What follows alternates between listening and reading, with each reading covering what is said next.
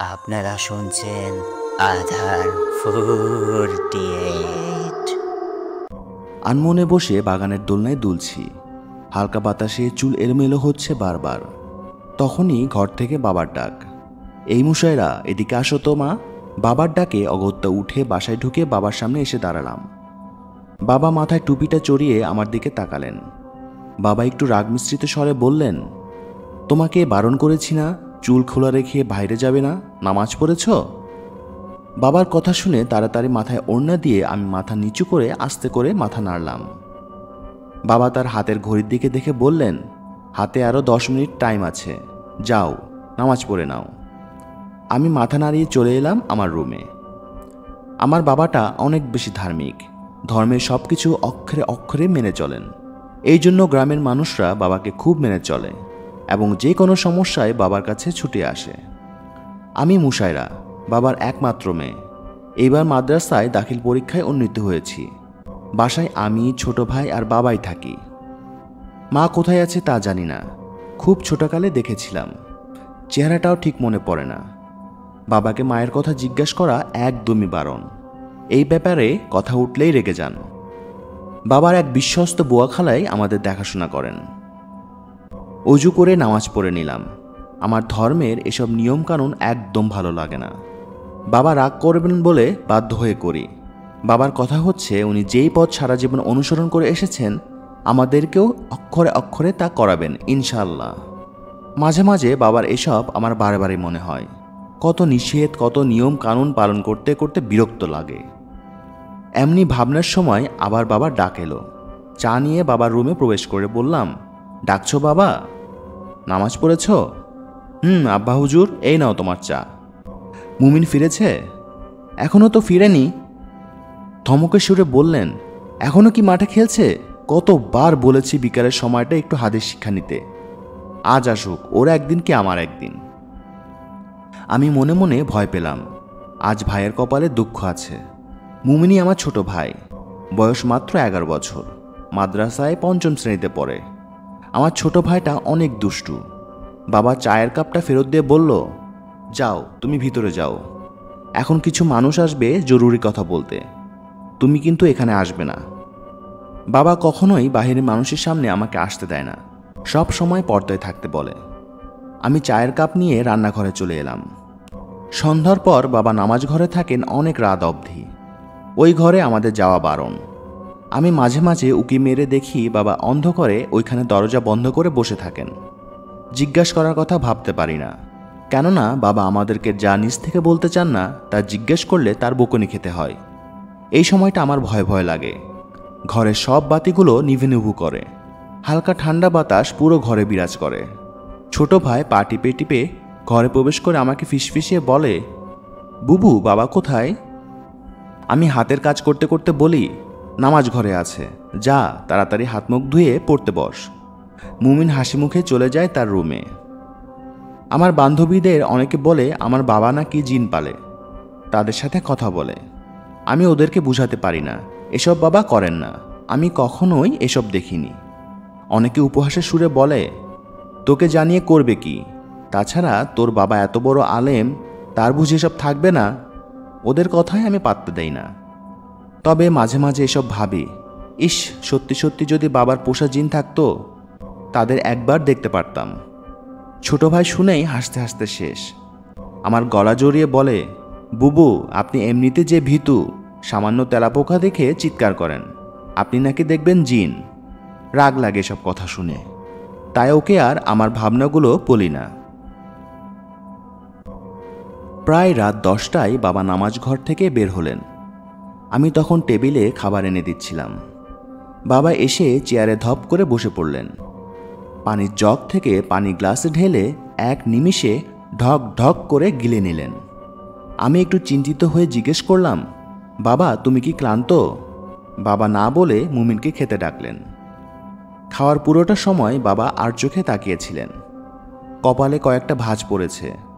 জিজ্ঞেস করে লাভ হবে না জেনেও বললাম, বাবা তুমি কি চিন্তিত?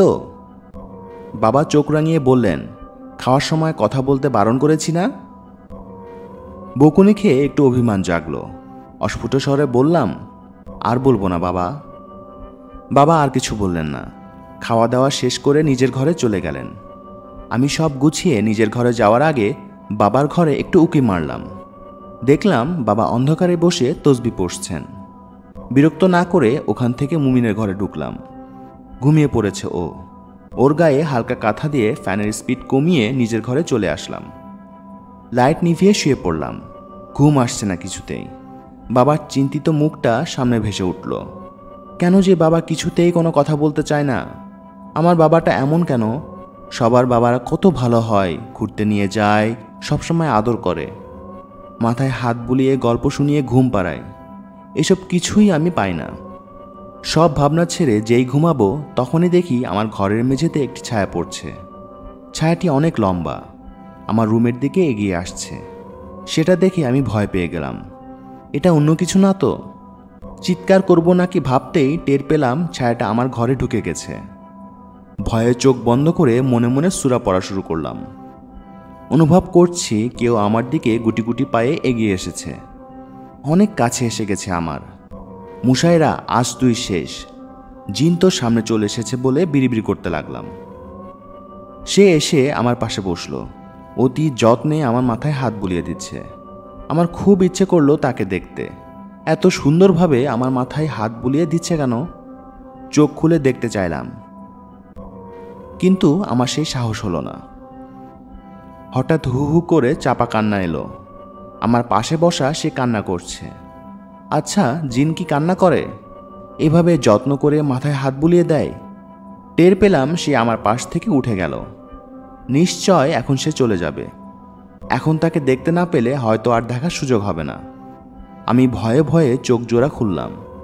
ঠিকই তো, ছায়াটা আমার রুম থেকে বের হয়ে গেল। আমি তাড়াতাড়ি উঠে পিছু নিলাম। বারান্দার আলোয় দেখতে পেলাম এটা বাবা। উনি তার রুমের দিকে ফিরে যাচ্ছেন। বাবা কেন এভাবে রুমে আসলেন? কাঁদলেনই বা কেন? আমি আস্তে আস্তে বাবার ঘরের দরজায় এসে দাঁড়ালাম। বাবা রেকিং চেয়ারে বসে কি যেন বিড়বিড় করছে। অন্য সময় হলে অনুমতি নিয়ে ঘরে ঢুকতাম। আমার এখন কথা বলতে ইচ্ছা করলো না। আস্তে আস্তে গিয়ে বাবার পা জড়িয়ে বসে পড়লাম। বাবা চমকে উঠে আমার দিকে তাকালেন। মাথায় হাত রেখে বললেন, ঘুমোনি এখনো? বাবা, বলো না কি হয়েছে তোমার? কিছু না মা, অনেক রাত হয়েছে, ঘুমাও। বাবা বলো না, আমার চিন্তায় ঘুম আসবে না। বাবা ফিক করে হেসে বললেন, মেয়ে বড় হলে সব বাবাদেরই এমন একটুখানি হয়ে থাকে। বাবার কোলে মাথা রেখে বললাম, আমাকে কি তাড়ানোর পরিকল্পনা করছো? তাড়াবো কেন? মেয়েরা হলো রহমত। রহমত কি কেউ বিতাড়িত করতে পারে? সে তুমি যাই বলো না কেন, আমি কোথাও যাব না। আমার সারাটা জীবন তোমার আর ভাইয়ের জন্য রাখতে চাই। পাগলি মেয়ে আমার, যা ঘুমো। এই বলে আমার কপালে বাবা ছোট্ট একটা চুমু এঁকে দিলেন। আমি কথা না বাড়িয়ে চলে এলাম। বাবার এই রূপটা খুব কমই দেখেছি। আজ দেখে মনে যত অভিযোগ ছিল সব দূর হয়ে গেছে। বাবা কেন সব সময় এমন থাকতে পারে না? এসব ভাবনায় রাতটায় কেটে গেল। আজান শুনে উঠে পড়লাম। প্রতিদিন বাবা ডেকে দেন, আজ নিজ থেকে উঠে পড়লাম। কিছুক্ষণ কুরআন পাঠ করে উঠে যেতে দেখি বাবা আমার সামনে দাঁড়িয়ে আছে। মা, আজ তুমি নিজ থেকে উঠেছ? জি বাবা, চা করে দেব? দাও। মুমিনকেও জাগিয়ে দাও। এমনিতেই জামাতের সময় পার হয়ে গেছে, এরপর নামাজ পড়ার সময়ও পাবে না। আমার মনটা আজ অনেক ফ্রেশ, সব কাজ করতে ভালো লাগছে। ভাইকে নাস্তা বানিয়ে মাদ্রাসায় পাঠিয়ে দিলাম। বাবা খেয়ে কোনো একটা শালে এসে গেছেন বিচার করতে। পুরো বাসায় আমি একা। আজ বুয়া খালাও আসেনি, তিনি দুদিন ধরেই নাকি অসুস্থ। তাকে বাবা গিয়ে দেখে এসেছে। বাবা নাকি কিছু টাকা পয়সাও দিয়ে এসেছে। আমার ইচ্ছে থাকা সত্ত্বেও যেতে পারলাম না, কারণ আমার বাসার থেকে বের হওয়া নিষেধ। বের হলেও পরিপূর্ণ পর্দা করে বের হতে হবে। রান্নাবান্না সেরে ফ্রেশ হয়ে ছাদে উঠলাম একটু ঘুরোঘুরি করার জন্য। আমাদের পুরো বাসা বাউন্ডারি করা। বাসার সামনে বড় বাগান, দোতলা ফ্ল্যাট। ছাদটা আমার খুব ভাল লাগে। নিজের হাতে যত্ন করে সাজিয়েছি। অবসর সময়ে আসি প্রায়। রাতেও আসতে ইচ্ছে করে, কিন্তু বাবার আদেশ সন্ধ্যার পর কেউ যেন ছাদে আসতে না পারে। চুল শুকাতে শুকাতে এই ধার ওই ধার ঘুরছি। এমন সময় খেয়াল করি বাগানে আমার দোলনায় কে যেন বসে দোল খাচ্ছে। প্রথমে মনে হলো চোখের ভুল, কিন্তু না, ঠিকই দেখছি কেউ বসে আছে। সামনের আম গাছটার জন্য ভালো করে কিছু দেখতে পাচ্ছি না। কোনো দুষ্টু ছেলে দেয়াল টপকে বাগানে ঢুকে নিত? এই সাহস তো কারো হবে না। এলাকার সবাই বাবাকে ভয় পায়, এই বাড়িতে ঢুকার সাহস দেখানো কারো নেই। যাই হোক, কেউ তো নিশ্চয় আছে ওখানে। ছাদ থেকে তাড়াহুড়ো করে নেমে দৌড়ে বাগানের দোলনার কাছে এলাম। এসে দেখি কেউ তো নেই এখানে, দোলনাটা নিস্তব্ধভাবে আছে। কেউ যদি চলেও যেত, দোলনা তো অবশ্যই এখানে একটু দোলতো। আজকাল চোখেও ভুল দেখতে শুরু করেছি। যেই বাসার দিকে হাঁটা ধরলাম, আবার শব্দ হলো দোলনাটা নড়ার। আবার পিছনে ফিরলাম। দোলনাটা বাতাসে নড়তে দেখে আমি চলে এলাম। বিকেলের দিকে ভাই আর বাবা একসাথে বাসায় ফিরল। সন্ধ্যায় বাবা পাঞ্জাবি পরে আতর মেখে কোথাও যাওয়ার প্রস্তুতি নিচ্ছে।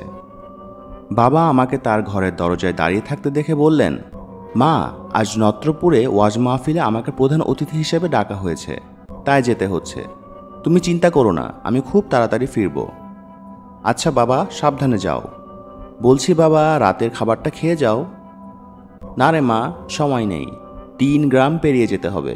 এখন না বের হলে সময় মতো পৌঁছাতে পারবো না। সাথে রহিস চাচা আছে তো? আছে। তুই তাড়াতাড়ি খেয়ে ঘুমিয়ে পড়িস, সাবধানে থাকিস। এই বলে বাবা বাসা থেকে আল্লাহর নাম নিয়ে বেরিয়ে গেল। বাবা যাওয়ার পর দরজাটা আটকে মুমিনের পাশে বসলাম। মুমিন মনোযোগ দিয়ে পড়ছে। আমাকে দেখে বলল, ভয় পাচ্ছেন বুবু? ওর মাথায় একটা চাট্টি মেরে বললাম, পাকামি রেখে মন দিয়ে পড়, একা একা ভালো লাগছে না দেখে তাই তোর কাছে এলাম। মুমিন মুচকি হেসে আবার পড়ায় মন দিল। হঠাৎ শুরু হলো ঝড়ো হাওয়া, মনে হচ্ছে প্রবল বৃষ্টি হবে। এমন সময় চলে গেল ইলেকট্রিসিটি। পুরো বাসা হয়ে গেল গুটগুটে অন্ধকার। আমি মুমিনকে বললাম, তুই বস, আমি চার্জার লাইট জ্বালিয়ে দিই। লাইট জ্বালিয়ে দেখি এর চার্জ খুব কম। সারাদিন চার্জে দিতে ভুলে গেছি। মুমিন আর পরে কাজ নেই, লাইটের চার্জ কম। তুই বরং চল খেয়ে ঘুমাবি। বুবু, আমার খিদে নেই, তবে ঘুম পাচ্ছে, আমি ঘুমিয়ে পড়ি। আপনিও খেয়ে ঘুমিয়ে পড়ুন আমার পাশে। আচ্ছা, তুই ঘুমো। মুমিন ঘুমিয়ে পড়লে আমি বের হয়ে আসি রান্নাঘরটা গুছিয়ে রাখতে। মোম জ্বালিয়ে রান্নাঘরে আসলাম। খেতে ইচ্ছে করছে না বিধায় সব ঢাকা দিয়ে বের হয়ে গেলাম। ইতোমধ্যে বাহির বৃষ্টি শুরু হয়ে গেছে। বারান্দার দরজাটা বন্ধ করা হয়নি। ওইদিকে যেতে যেতে ভাবছি, বাবা পথে আটকে পড়ে গেল নাকি? সাথে তো ছাতাও নিল না। বারান্দার দরজা বন্ধ করতে যাব এমন সময় মোমের আলো বাতাসে নিভে গেল। মোমের আলো নিভে যাওয়ায় বারান্দাটা অন্ধকারে ঢেকে গেল। আমার একটু একটু ভয় লাগছিল। তাড়াতাড়ি দরজাটা লক করে পালাতে পারলেই বাঁচি। দরজা টেনে আনতে গিয়ে দেখি বারান্দার কোনো কারো প্রতিমূর্তি। অন্ধকারে তেমন কিছু দেখতে না পেলেও বুঝলাম সেখানে কেউ ঠায় বসে আছে। ভালো করে বুঝার জন্য হাতড়ে হাতড়ে কোণের দিকে গেলাম। হাতটা কোণের দিকে বাড়াতেই কারো নিঃশ্বাস আমার গায়ে পড়ল। আমি ভয় পেয়ে দুপা পিছিয়ে গেলাম।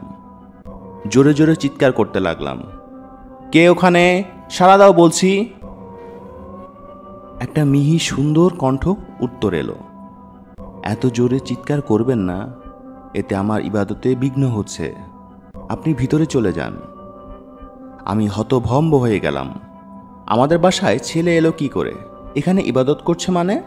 কাঁপা কাঁপা কণ্ঠে বললাম, কে আপনি? এখানে এলেন কি করে? আবারও শান্তভাবে উত্তর এলো, আপনি ভয় পাবেন না, শান্ত হন।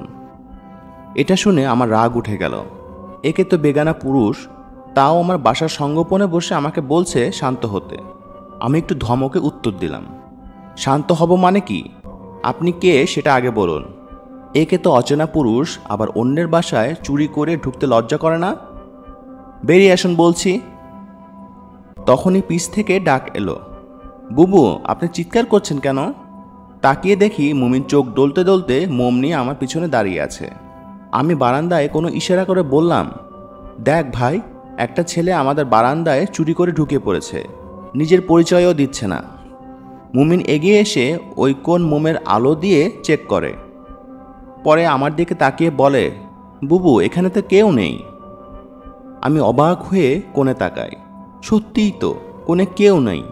তাহলে আমার সাথে এতক্ষণ কে কথা বলল? আমি তো ভুল শুনিনি। ভাই, এখানে কেউ একজন ছিল। মুমিন আমাকে ভিতরের দিকে টেনে নিয়ে বলল, বুবু চলুন এখান থেকে, কেউ নেই এখানে, আপনি বোধহয় ভয় পাচ্ছেন, আমি দরজা লক করে দিচ্ছি। আমি মুমিনের ঘরে চলে আসলাম।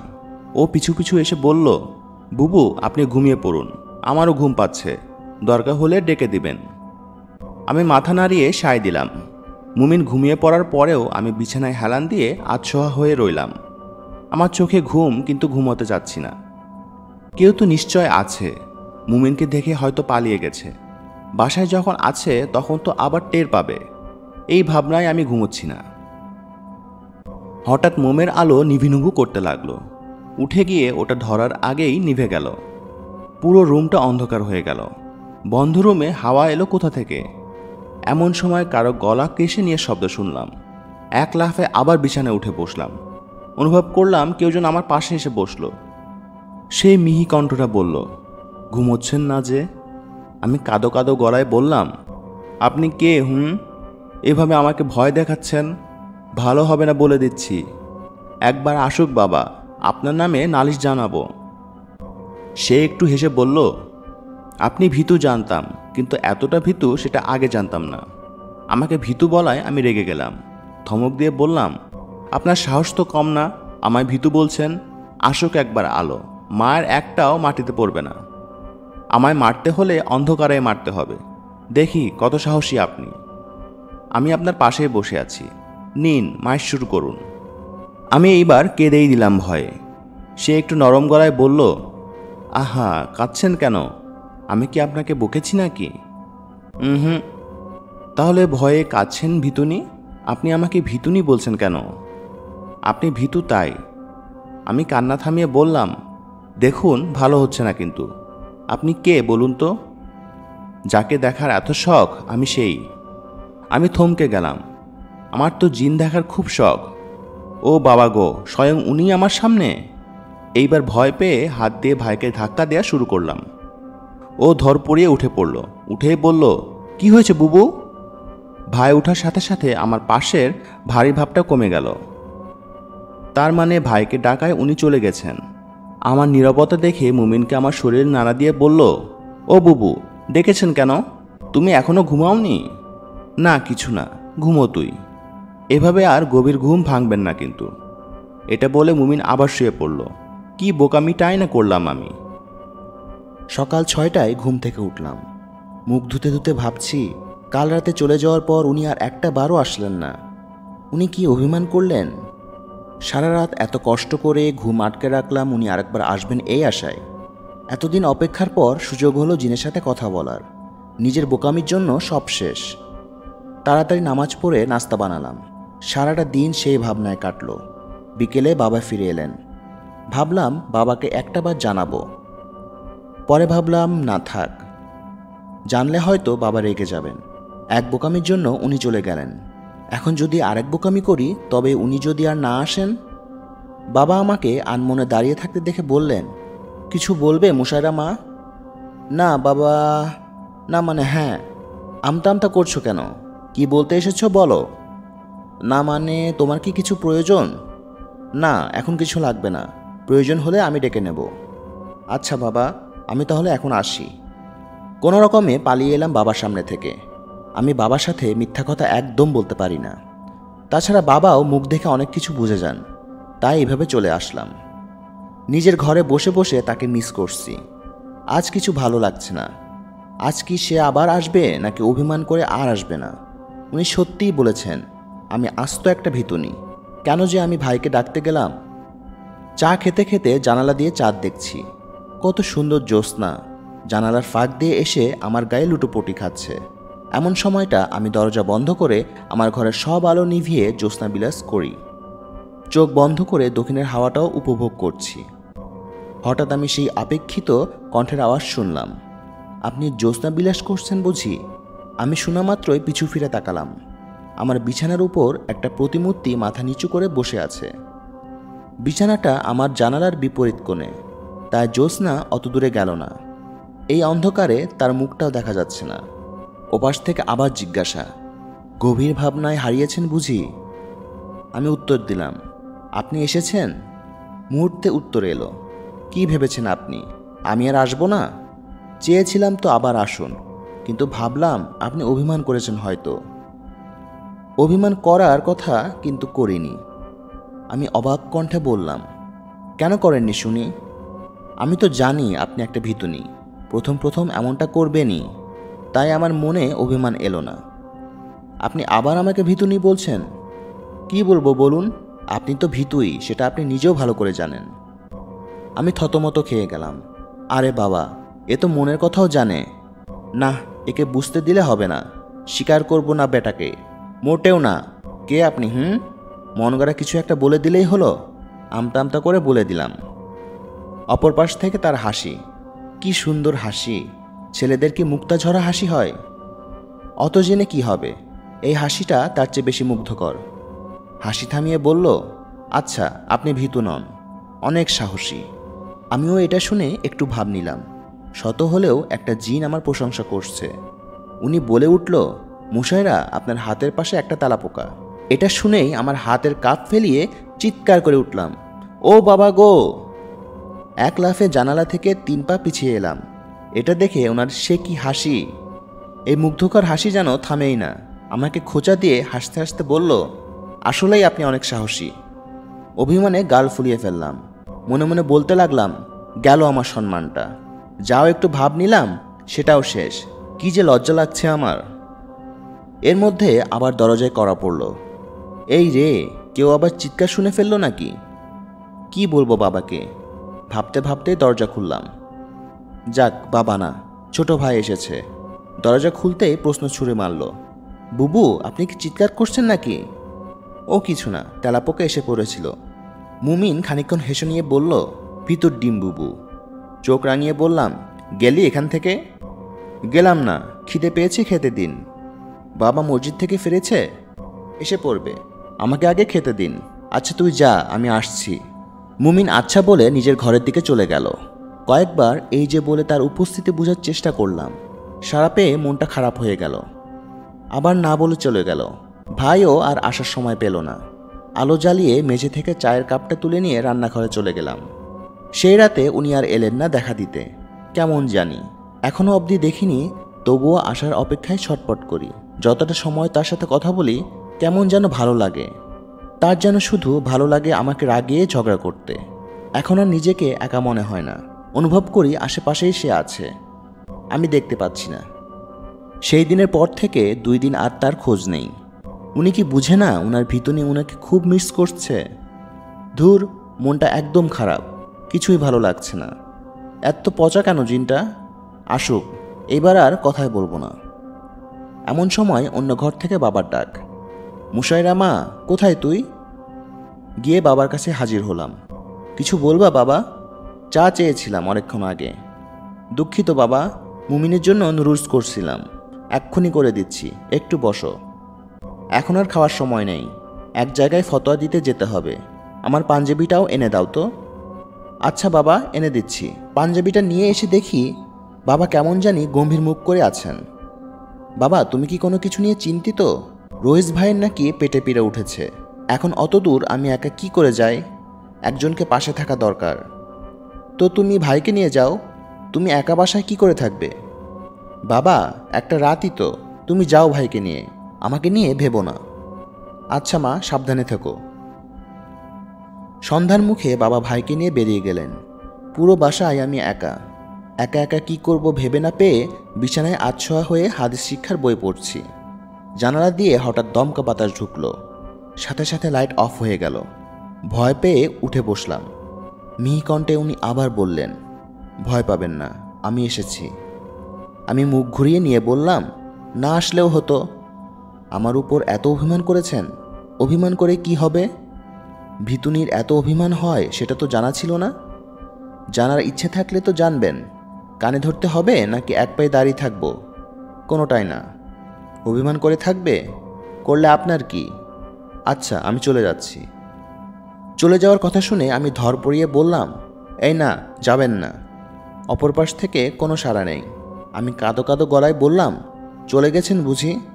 একটু পর অনুভব করলাম উনি আমার পাশে বসলো এবং নরম কণ্ঠে বললেন, এ কি, আবার কান্না শুরু করলেন?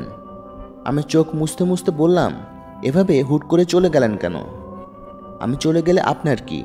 যতটা জানি জিনদেরকে মানুষ কখনোই কাছে আসতে দেয় না। সবাই ভয় পায়, ঘৃণা করে তাদের। আমি জানি না, এইটুকু জানি আপনাকে খুব মিস করি। নিজেকে এখন একা মনে হয় না। আশেপাশেই আপনার অস্তিত্ব টের পাই। আপনার কণ্ঠ শোনার অপেক্ষা করি। উনি গভীর কণ্ঠে বললেন, আপনি এর পরিণতি সম্পর্কে অবগত নন। পরিণতি? ভবিষ্যতে কি হবে তা আমি জানি না, জানতেও চাই না। দয়া করে আপনি আর এমন করবেন না। আমি দেখতে খুবই ভয়ানক। দেখে তো আর আপনাকে অনুভব করছি না, কণ্ঠটা তো আপনারই। কণ্ঠটায় আমাকে আপনার আগমনী বার্তা দেয়। সেই দিন প্রথমবারের মতো উনি আমার হাত দুটো স্পর্শ করলেন। আমি কেঁপে উঠলাম। এত ঠান্ডা কেন ওনার হাত? হাত দুটো জড়িয়ে বললেন, আল্লাহর আর নিজের উপর সবসময় ভরসা রাখবেন। আল্লাহ যা করেন ভালোর জন্য করেন, তবে কখনোই আল্লাহর পথ থেকে বিমুখ হবেন না, গুরুজনের অবাধ্য হবেন না। জানি না আপনার সাথে আর দেখা হবে কিনা, তবে আপনি সবসময় আমার মনে থাকবেন। আল্লাহ আপনার সহায় হন। আমি হতভম্ব হয়ে গেলাম। কি বলছেন উনি এসব? উনি কোথায় যাবেন? আর কি আমার সাথে দেখা দিবেন না? আমি ওনার হাত শক্ত করে ধরে বললাম, আপনি কি আর আসবেন না? আপনি ভিতুনিকে ছেড়ে চলে যাচ্ছেন? মুহূর্তের মধ্যে আমার হাতটা শূন্য হয়ে গেল। উনি অদৃশ্য হয়ে গেছেন। খুব কষ্ট হচ্ছে। কেন উনি এমন করলেন? রুমের আলোও জ্বলে উঠেছে। কান্না আর চেপে রাখতে পারলাম না। কাঁদতে কাঁদতে ভাবলাম, উনি কি আমার অনুভূতিগুলো পছন্দ করেননি? এমন করবেন জানলে কখনোই বলতাম না। আমার সব আশা উনি ভেঙে দিলেন। এমনটা না করলেও পারতেন। যাবেনই যখন, তবে মায়া জাগাতে এলেন কেন? মনটা খুব খারাপ এই কয়েকদিন। উনি যাবার পর থেকে একটা আশায় ছিলাম, উনি ওনার কথা ভুল প্রমাণ করে আবার আসবেন আমার কাছে। কিন্তু আর ফিরে এলেন না। বাবা তখনই আমার রুমে এসে দরজায় টোকা দিলেন। আমি তাড়াতাড়ি চোখের পানি মুছলাম, মাথায় ওড়না দিয়ে বাবার সামনে এসে দাঁড়ালাম। বাবা আমার মুখে হাত দিয়ে বললেন, তোমার কি মন খারাপ মা? না তো বাবা, কিছু বলবা? মা। বাবা আমাকে একটা প্যাকেট হাত দিয়ে বললেন, তৈরি হয়ে নাও। আমি অবাক হয়ে বললাম, কেন বাবা? এক্ষুনি তোমার বিয়ে পড়াবো। কি বলছো বাবা, হঠাৎ বিয়ে? হঠাৎ নয় মা, অনেক দিন ধরেই ভাবছিলাম এই ব্যাপারটা। আজই ঠিক করলাম তোমার বিয়ে দিব। খুব সাধারণভাবে সম্পন্ন করব। বাবা, আমায় না জানিয়ে তুমি বিয়েও ঠিক করে নিলে? তুই আমার মতের উপর কথা বলবি না, এই ভরসা আমার আছে। বাবা, আমি এই বিয়ে... ও ঘর থেকে বাবা ডাক এলো। বাবা আমার মাথায় হাত রেখে বলল, তাড়াতাড়ি তৈরি হয়ে নাও, বাদজোহর তোমার কাবিননামা হবে। বাবা চলে গেলেন। আমি ওনার যাওয়ার পানে তাকিয়ে রইলাম। কি করব আমি? বাবার কথা ফেলবো নাকি রাখবো? না রাখলে বাবা কষ্ট পাবেন। সেই ছোট থেকে আদর যত্নে এত বড় করেছেন, তার মনে কষ্ট দিলে আল্লাহ কি আমাকে ক্ষমা করবেন? প্যাকেট খুলে দেখি অনেক সুন্দর একটা বোরকা। সেটা পরে মুখটাও ঢেকে নিলাম। বিয়ের কোণে বোরকা পরে এটা তো জানা ছিল না। বাবা হয়তো এমন কারোর সাথেই বিয়ে দিচ্ছেন যে বাবার মতো একজন আলেম। জোহর নামাজ শেষ করে বাবা আমার ঘরে এলেন। দোয়া পড়ে কবুল বলতে বললেন। মুখ দিয়ে কবুল শব্দটা বের হচ্ছিল না, তাও কোনো রকম 3 বার কবুল বলতে গিয়ে হু হু করে কেঁদে দিলাম। মনে মনে ওনাকে ডাকছি, উনি যদি সাড়া দিয়ে তার ভিতুনিকে এই বিপদ থেকে সাহায্য করতেন। কিন্তু কিছু হলো না। বিয়েটা সুষ্ঠুভাবে সম্পূর্ণ হলো। যার সাথে আমার বিয়ে হয়েছে আমি তাকে এখনও দেখলাম না। সে কোথায় বসে আছে তাও জানি না। কাঁদতে কাঁদতে বাবা ভাইকে বিদায় দিয়ে গাড়িতে উঠে বসলাম। পাশে বসে যিনি গাড়ি চালাচ্ছেন তিনিই আমার স্বামী, বুঝতে কষ্ট হলো না, কেননা আমাদের সাথে আর কেউই নেই। আমি তার দিকে তাকালাম না। বড্ড অভিমান ভর করেছে আমার উপর, এই মানুষটা আর বাবার উপর। গাড়ির জানালা দিয়ে বাইরে তাকিয়ে রইলাম। জিন সাহেবকে খুব মিস করছি। তার কথা মনে পড়তে চোখ থেকে 2 ফোঁটা জল চেহারায় ঘুরে পড়ল। এমন একজনকে নিজের আপন করে পেতে চেয়েছি যে আমার ব্যাপারে সম্পূর্ণ উদাস। আমার চাওয়ার দামটুকুও সে দিল না। খুব ঘৃণা হয় তাকে। ভাগ্যটা আমার প্রচণ্ড খারাপ। না হলে কি সবসময় আমার সাথে এমন অন্যায় হয়? ফিরে তাকাতে দেখি আমার স্বামী আমার দিকে টিস্যু বাড়িয়ে দিচ্ছেন। তার দিকে মুখ না ফিরিয়ে টিস্যু নিয়ে নিলাম। এমন একটা মানুষের পাশে বসে থাকতেও ইচ্ছা হচ্ছে না যে কনের মতামত ছাড়াই তাকে বিয়ে করে নেয়। বিকেলে এসে শ্বশুরবাড়িতে পৌঁছলাম। অনেক বড় এবং সুন্দর বাড়ি তাদের, কিন্তু পুরো বাড়িতে 3 জন মেয়ে ছাড়া আর কাউকে চোখে পড়ল না। তারা আমাকে একটি ঘরে বসিয়ে গেল। আমার খুব ক্লান্ত লাগছিল। চোখ কেমন জানি ঘুম নেমে এসেছে। বোরকাটা খুলে গাটা বিছানায় এলিয়ে দিতে ঘুম চলে এলো। কারো রুমে ঢুকে দরজা লক করার শব্দে ঘুম ভাঙল। উঠে বসে দেখি আমার স্বামী নামক প্রাণীটি ঘরে এসেছে, হাতে আবার ভারী খাবার সাজানো ট্রেটা বেড টেবিলে রেখে আলমারি থেকে একটা লাল টুকটুকে শাড়ি বের করে হাত দিয়ে ইশারা করলেন ফ্রেশ হয়ে নিতে। আমি শাড়ি নিয়ে ওয়াশরুমেও ঢুকে পড়লাম। ফ্রেশ হয়ে তোয়ালে দিয়ে মুখ মুছতে মুছতে ভাবলাম, উনি কি বোবা নাকি? ইশারা দিয়ে বুঝালো কেন? বাবা শেষমেশ আমাকে একটা বোবা ছেলের সাথে বিয়ে দিল। আল্লাহ, কি জানে কি হবে। ফ্রেশ হয়ে বের হয়ে দেখি উনি বিছানার উপর বসে খাবার হাতে বসে আছেন। আমি আসাতে আমাকে ইশারায় পাশে বসতে বললেন। লক্ষ্মী মেয়ের মতো পাশে বসলাম।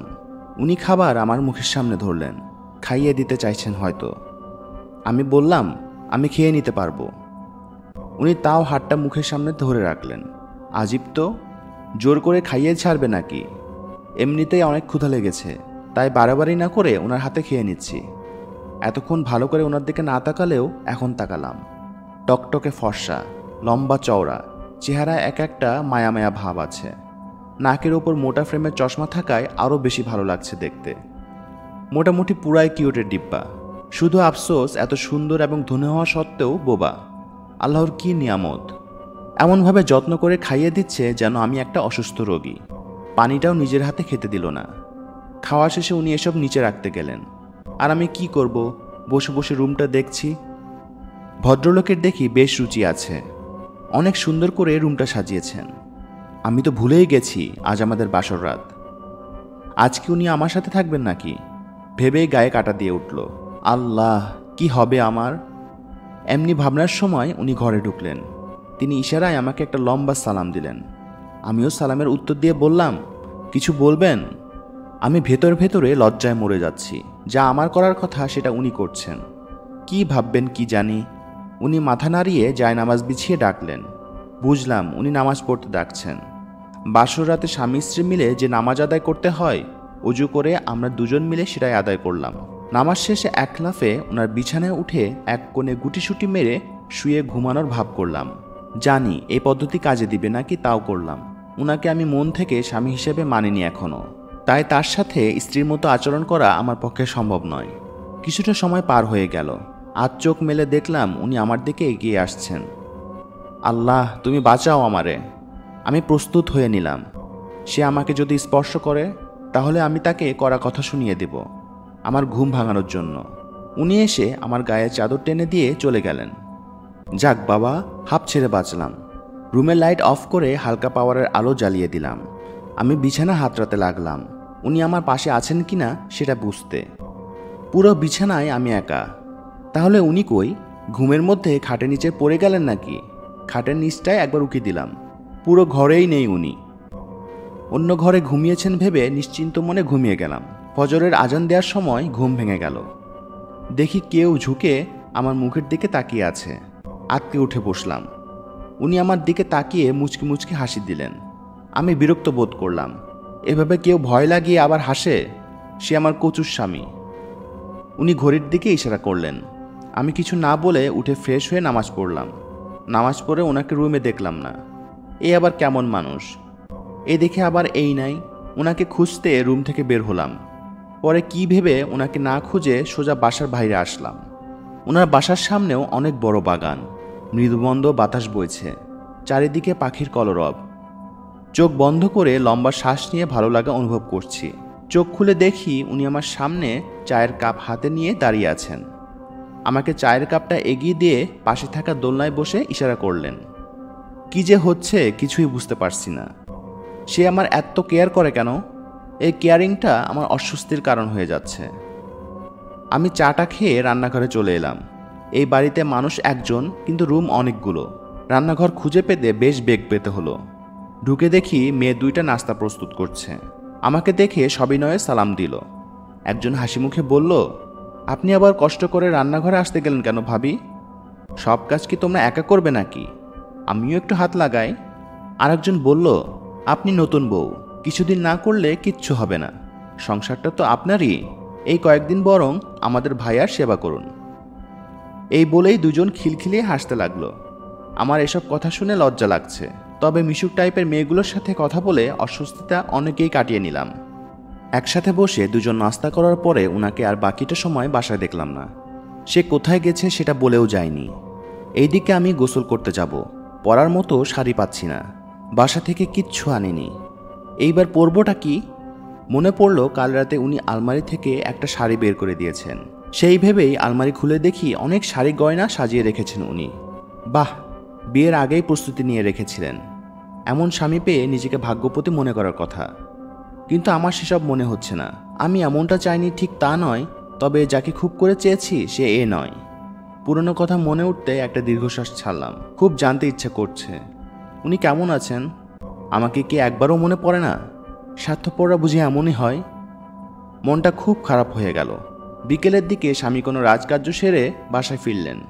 ওনাকে ছাড়া আমার দুপুরের খাবার খেতে কেমন জানি লজ্জা করছিল। তাই মেয়েগুলো বারবার বলা সত্ত্বেও খেলাম না। পেটের মধ্যে মনে হচ্ছে ডাইনোসর দৌড়াচ্ছে। তাও পেট চেপে বসে আছি ওনার অপেক্ষায়। শত হলেও নতুন বউ আমি, একটু আধটু এসব করাই লাগে। উনি রুমে ঢোকার সাথে সাথে চোখ রাঙিয়ে তার দিকে তাকালাম, আর মনে মনে যত ভদ্র গালি আছে একটাও দিতে বাকি রাখলাম না। উনি আমার এই রূপ দেখে থতমত খেয়ে গেলেন। কি যেন ভেবে রুম থেকে কিছু না বলে বেরিয়ে গেলেন। আচ্ছা, পচা লোক তো। একটা মেয়ে তার জন্য সকাল থেকে না খেয়ে বসে আছে, আর তিনি গায়ে হাওয়া লাগাতে আবার বেরিয়ে গেলেন। নিজের কষ্ট নিজে ছাড়া আর কেউ বুঝে না। হায় কপাল, এমন একটা স্বামীও ভাগ্য ছিল। কয়েক মিনিটের মধ্যে উনি আবার খাবার নিয়ে হাজির। খাবার দেখেই নিয়ে খেতে শুরু করলাম। একটু খাওয়ার পর উনি তাকিয়ে দেখি উনি ড্যাব ড্যাব করে আমার খাওয়া দেখছেন। বিষম খেয়ে গেলাম। উনি তাড়াতাড়ি উঠে পানির গ্লাস এগিয়ে মাথায় ফু দিয়ে দিলেন। আমি স্বাভাবিকভাবে তাকে জিজ্ঞেস করলাম, আপনি খাবেন না?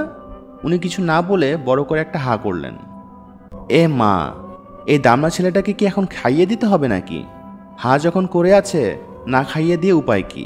অনিচ্ছে সত্ত্বেও খাইয়ে দিলাম। রাতে খুব ছটফট করছি, ঘুম আসছে না। আমার পাশের মানুষটা কি নিশ্চিন্তে ঘুমাচ্ছে। উনি পাশে শোয়ায় খুব অস্বস্তি লাগছে। কিছুক্ষণ এই পাশ ওই পাশ করে ঘুমানোর চেষ্টা করলাম, কিন্তু ঘুম আসছে না। কেন জানি মনে হচ্ছে জিন সাহেব আমার পাশেই কোথাও আছে। বিছানা থেকে নেমে অন্ধকারে হাতড়ে রুমের জানালা খুলে দিতেই এক ফালি জ্যোৎস্না এসে আমার গায়ে পড়ল। এমনই এক জ্যোৎস্নায় সে আমার পাশে ছিল। খুব মনে পড়ছে তার কথা। জানালায় মাথা ঠেকিয়ে অতীতের স্মৃতিচারণ করছি। হঠাৎ দমকা হওয়ায় এক কণ্ঠ ভেসে এলো, আমাকে কি খুব মনে পড়ে? এটা শুনে আমি চমকে উঠে রুমের এইদিক ওইদিক তাকাতে থাকি, কিন্তু কেউ নেই।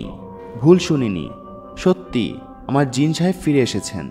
জানালার অপর পাশে অন্ধকারে একটা আবছা প্রতিমূর্তি দেখে বুঝলাম এতদিনের ব্যর্থ আশা বাস্তবতায় পরিণত হয়েছে। আমি মুখ গোমরা করে বললাম, আপনি কি জানেন না? জানি তো। কেমন আছো?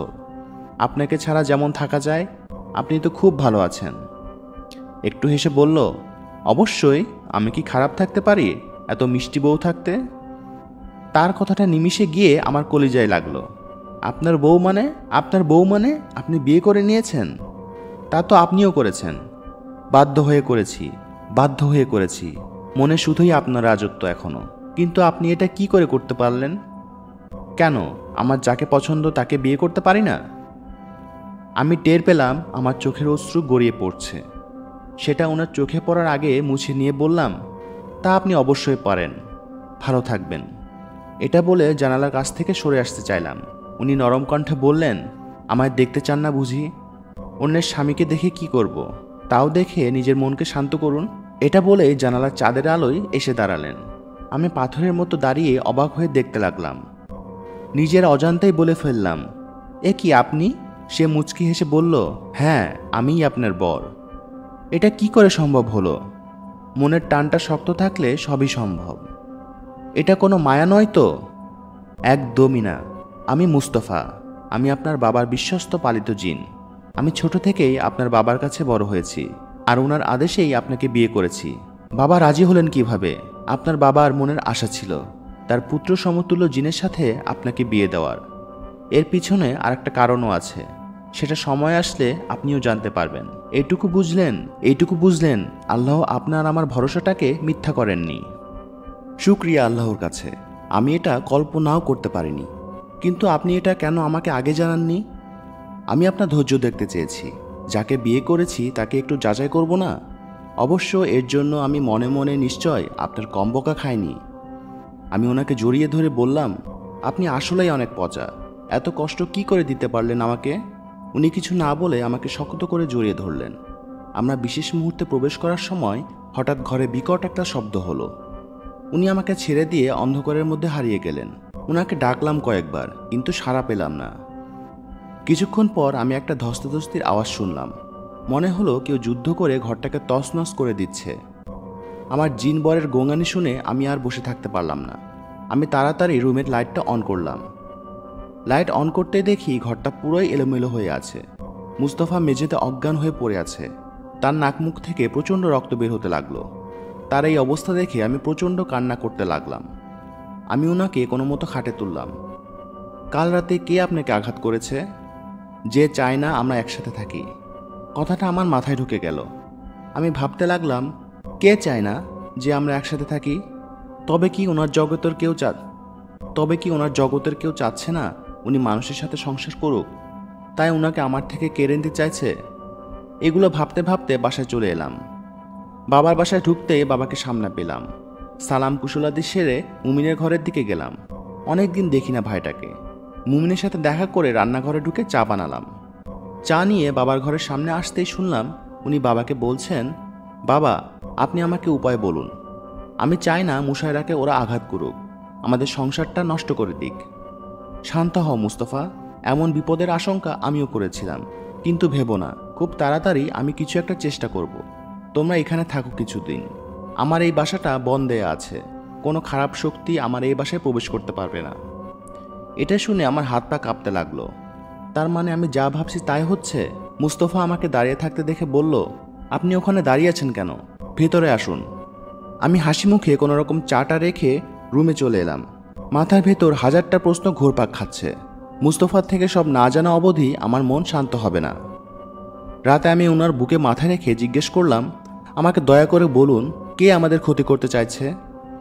এমন একজন আছে, তুমি এসব নিয়ে একদমই ভেবো না। আল্লাহর উপর ভরসা রাখো, তিনি ঠিকই আমাদের রক্ষা করবেন। এই বলে তিনি আমাকে পরম যত্নে ওনার বুকের মাঝে টেনে নিলেন। কিছুদিন পর বাসায় থাকার পর বাসায় ফেরার জন্য রওনা হলাম। যাওয়ার সময় বাবা আমাদের দুজনকে দুটো আল্লাহর কালামের তাবিজ দিলেন এবং বললেন, এটা কাজ ছাড়া করো না তোমরা, আর মন দিয়ে সবসময় আল্লাহকে ডাকো, তার কাছে সাহায্য প্রার্থনা করো। বাবার বাসা থেকে আসার পর আমাদের আর তেমন কোনো সমস্যা হয়নি। আমরা খুব সুন্দর সংসার সাজিয়েছিলাম দুজন মিলে। ভালোবাসায় পরিপূর্ণ ছিল। আমাদের প্রতিদিন সকালটা শুরু হতো কপালে ওনার ঠোঁটের স্পর্শে ঘুম ভেঙে। সারাটা দিন খুনসুটিতে কাটত। পালা করে এক একদিন এক একজনকে খাইয়ে দিতাম। সন্ধ্যায় ছাদে বসে চাঁদ দেখতে দেখতে ওনার কাঁধে মাথা রেখে নানা রকম গল্প জুড়ে দিতাম।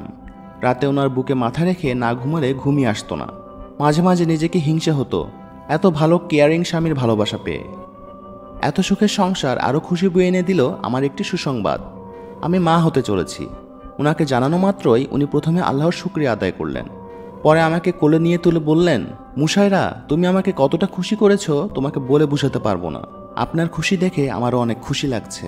এখন আমাকে কোল থেকে নামান, আমার ভয় লাগছে, আমি পড়ে যাব তো। পড়বে না ভিতুনি, আমার তো ইচ্ছে করছে তোমাকে বুকের কোঠরে লুকিয়ে রাখি। কিন্তু ইদানিং আমার খুব অস্বস্তি হয়। মনে হচ্ছে কেউ আমার উপর সারাক্ষণ নজর রাখছে। আশেপাশে খারাপ কিছু উপস্থিতি টের পায়। উনাকে এসব ব্যাপারে কিছু বলিনি, যদি অযথা চিন্তা করেন। আজ সকালে উনি কি একটা কাজে বাইরে বেরিয়েছেন।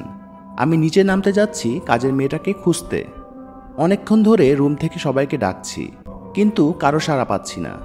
তাই ওদের খুঁজতে সিঁড়ি বেয়ে নিচে নামছি। 2 কি 3টি সিঁড়ি সাবধানে বেয়ে নেমেছি। আমি চিৎকার করে সিঁড়ি থেকে নিচে পড়ে গেলাম। তারপর কি হয়েছে জানি না। জ্ঞান ফিরতে দেখি আমি বিছানায় শুয়ে আছি। পাশে উনি আমার হাত ধরে বসে আছেন। উনার দিকে তাকিয়ে দেখি চোখ দুটো ফুলে আছে। নিশ্চয় অনেকক্ষণ ধরে কেঁদেছেন। আমি উঠে বসে ওনার গালে হাত রেখে বললাম, কি হয়েছে, কাঁদছেন কেন? তুমি সিঁড়ি থেকে পড়লে কি করে? তোমাকে না বারণ করেছিলাম একা একা নিচে নামবে না? আমি তো সাবধানেই নামছিলাম। হঠাৎ মনে হলো কেউ আমাকে ধাক্কা দিয়ে ফেলে দিল। এ কি, তোমার হাতের তাবিজটা কোথায়? গোসল করার সময় খুলে কোথায় যেন রেখেছিলাম। এরপর থেকে আর পাচ্ছি না। তাই তো সাবিনা, সাবিবা আর রিতাকে ডাকছিলাম যাতে ওরা আমাকে খুঁজে দেয়। এটা শুনে উনি পুরো ঘরে তাবিজটা খুঁজলেন, কিন্তু কোথাও তাবিজটা পেলেন না।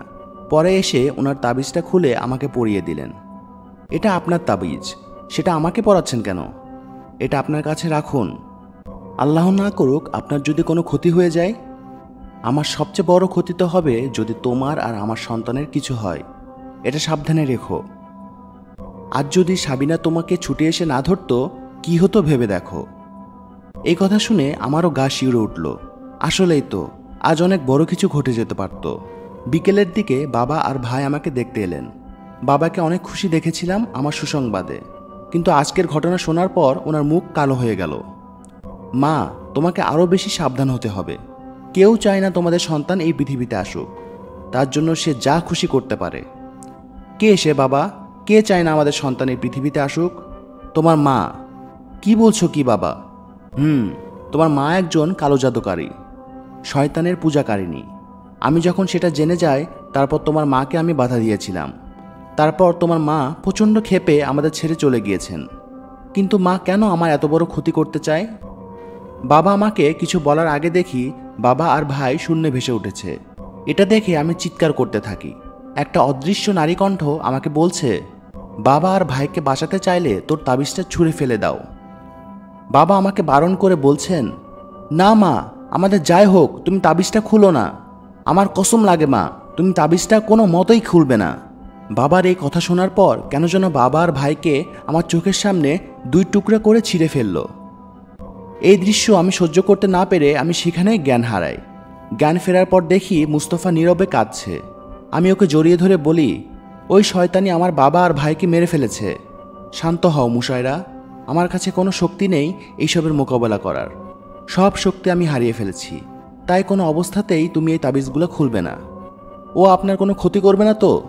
ভেবো না, আমার কিচ্ছু হবে না। তুমি এসো, এখন ঘুমাও। তারপর আমি কাঁদতে কাঁদতে ঘুমায় যাই। মাঝরাতে উঠে দেখি মুস্তফা আমার পাশে নেই। আমি রুমে এদিক ওদিক তাকিয়ে দেখি, কিন্তু কোথাও নেই।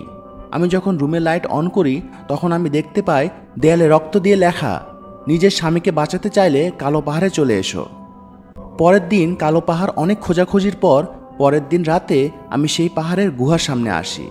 দেখে একজন ভয়ঙ্কর মহিলা আগুনের সামনে বসে বিড়বিড় করছেন। সেই মহিলার পাশে মুস্তাফা একটা ছোট বোতলে বন্দি। আমার ভাবতেও ঘৃণা হচ্ছে এই বাজে মহিলাটি আমার মা।